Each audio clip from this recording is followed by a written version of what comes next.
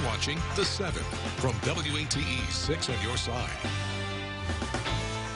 Good evening, I'm Bo Williams, and welcome to The 7. Let's get a look at the big 7 stories right now. And first out of the gate, you've heard of red light cameras and speed cameras. Well, now the city of Knoxville is looking into noise cameras. We noticed this big story coming out of a city news release about a slate of improvements in the works around downtown. The device has a filter designed to pick up on noisy vehicles and exhaust. The city spokesperson told us they've requested a 40-day demo of the camera. As a matter of fact, today we spoke with the UK-based company Intelligent Instruments about how it all works.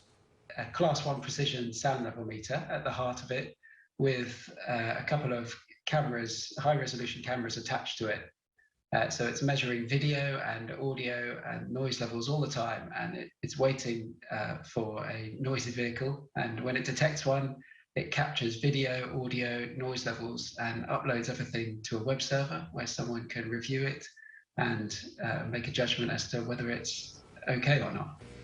Now, the typical cost per unit is $25,000. We asked the city why it requested a demo of these noise cameras and if there was any idea where they would be installed in Knoxville. A spokesperson said they have limited information right now. That is all right now very preliminary. Well, our next big 7 at 7 story comes out of a resignation announced yesterday. Today, we followed up on the Change Center's search for a new executive director. The organization is looking for someone to follow in the footsteps of Dr. Nicole Chandler, who's been there since the beginning. Now, she is resigning. Leaders say the goal of the Change Center is to create a safe space for teens. Well, with this shift in leadership, members of other nonprofits are talking about how important that goal is. Renee Kessler works for the Beck Cultural Exchange Center and says she's seen leadership grow among young people here in Knoxville. When I think about a lot of the differences that the Change Center has made, I look at the young people who have gone to the Change Center, right? So initially they come in as a participant within the Change Center, and now when you go there and you see them, they've grown up, and now they're a part of the Change Center, bringing in others. So I think it's created leadership. Now, a search committee is in place for the incoming executive director. We reached out to the Change Center and Pastor Darrell Arnold. No one was able to talk to us today. We're watching a big story coming out of Nashville right now. The state legislature's special session on COVID-19. It got underway around 2 hours ago.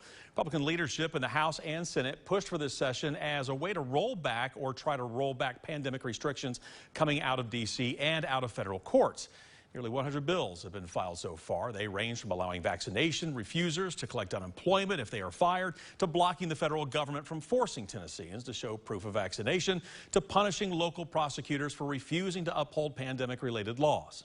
So what we're trying to do over the next week or so is to make sure that every employee, every business has a voice in how we respond as Tennesseans to COVID-19. We need to pay attention to the scientists, to the medical professionals. And for whatever reason, these folks want to do away with listening to doctors. And we're still watching to see the actual workplace rules coming from federal regulators about requiring vaccines or negative testing for companies with 100 or more workers. And as for the pandemic requirements coming out of the courtroom, a federal judge today rejected calls from Knox County Schools and Governor Bill Lee's office to stop the mask mandate while it is under appeal. Judge Ronnie Greer issued an opinion saying the state and county did not prove that they are likely to win on appeal or make enough of an argument on other grounds to lift the court's order requiring masks.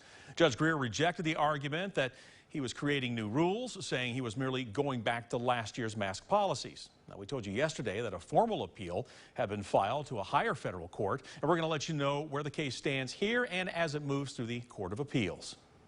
Well, here's the Knox County situation by the numbers for you. No new deaths to report today from the county health department. The death toll standing right now at 914. We're also seeing a slight decrease in the number of active coronavirus cases, 1,237. That's down from yesterday when it was over 1,300.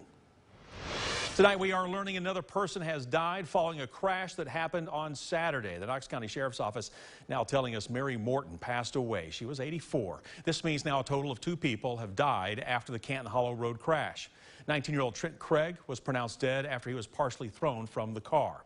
A report we got earlier in the week says the car both Morton and Craig were in was rear-ended. 3 other people were hurt. No charges have been filed at last update. And our final Big 7 at 7 story has had the nation talking all week long. The shooting on the set of an Alec Baldwin movie. Now, it left a cinematographer dead and the director wounded.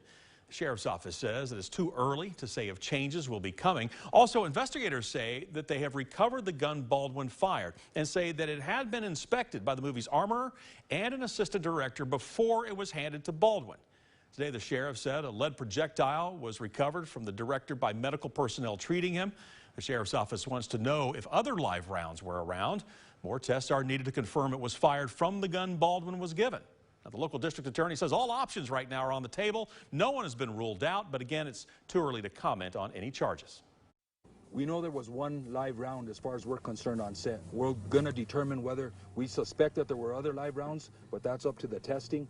But right now, we're going to determine how those got there, why they were there, because they shouldn't have been there. Now, the sheriff did note that everyone had been cooperating with his investigators.